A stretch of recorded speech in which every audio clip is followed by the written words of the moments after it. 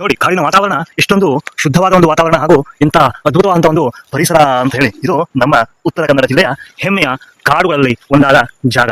ನೋಡಿ ನೋಡಿ ಕಾಡಿಗೂ ಹಾಗೂ ಖಾಲಿ ಭೂಮಿಗೂ ವ್ಯತ್ಯಾಸ. ಕಾಡಿದ್ದಲ್ಲಿ ನೀರು, ಸ್ವಚ್ಛವಾದ ಗಾಳಿ ಹಾಗೂ ಜೀವರಾಶಿಗಳಿಗೆ ತಿನ್ನಲು ಆಹಾರ, ಸಕಲ ಜೀವರಾಶಿಗಳ ಜೊತೆ ಮಾನವನಿಗೆ ಬದುಕಲು ಒಂದು ಅವಕಾಶ. ಇದು ಮಹಾವಿಷ್ಣುವಿನ ಸಾನ್ನಿಧ್ಯ. ಇಲ್ಲೇ ಮೇಲ್ಗಡೆ ಗೇರ್ಸೊಪ್ಪದ ಪಂಪ್ ಸ್ಟೋರೇಜ್ ಯೋಜನೆಯ ಒಂದು ಟ್ಯಾಂಕ್ ಆಗುವ ಸಾಧ್ಯತೆ ಇದೇ ದಟ್ಟ ಅರಣ್ಯದಲ್ಲೇ.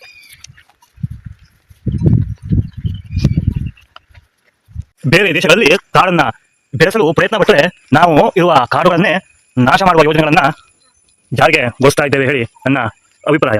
ಹಾಗೆ ಈ ಭೂಮಿಯ ಸತ್ವ, ಈ ಮಣ್ಣಿನ ಸತ್ವ ಉಳಿಬೇಕಾಗಿದ್ರೆ ಈ ಗಿಡ, ಮರಗಳು, ಪ್ರಾಣಿ, ಪಕ್ಷಿಗಳು ಎಲ್ಲ ತುಂಬಾ ಪ್ರಾಮುಖ್ಯ.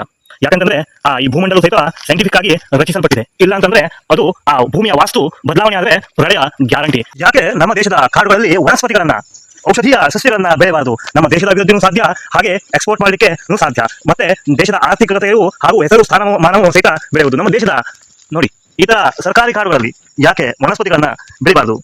ನೋಡಿ, ಇಂಥ ದಟ್ಟ ಕಾಡಿನ ಮಧ್ಯದಲ್ಲಿ ಹರಿಯುವ ನೀರು, ಹೀಗೆ ಹಲವಾರು ಜಾಗದಲ್ಲಿ ಈ ಕಾಡಿನ ಮಧ್ಯದಲ್ಲಿ ಸಹಿತ ಹರಿಯುವ ನೀರು. ನಮ್ಮ ನಾಡಿನಲ್ಲಿ ಯಾಕೆ ನೀರಿಲ್ಲ? ಕೆರೆ, ಬಾವಿಗಳನ್ನೇ ಯಾಕೆ ತೋಡಬೇಕು? ಯಾಕೆ ಅಂತಂದ್ರೆ ಈ ನಾವು ನಾಡಿನಲ್ಲಿ ಮರಗಳನ್ನ ನಾಶ ಮಾಡಿ ಕಾಂಕ್ರೀಟ್ ಬಿಲ್ಡಿಂಗ್ ಗಳನ್ನ ನಾವು ಕಟ್ತಿರೋ ಕಾರಣ ಈ ಕಾಡಿನಲ್ಲಿ ಮಾತ್ರ ನದಿ ಇದೆ, ನೀರಿದೆ. ಹೊರತು ನಾಡಿನಲ್ಲಿ ನಾವು ನೀರನ್ನ ಕಳೆದುಕೊಳ್ತಾ ಇದ್ದೇವೆ. ಅಂತಂದ್ರೆ ಇದು ಕೇವಲ ಒಂದು ಚಿಕ್ಕದಂತ ಒಂದು ಇದು, ಆದ್ರೆ ಆ ಕಡೆ ದೊಡ್ಡದಾಗೆ ನದಿ ಇದೆ. ನೋಡಿ, ಇಂಥ ಕಾಡು ಇದು ಗೇರ್ಸೊಪ್ಪ ಕಾಡು.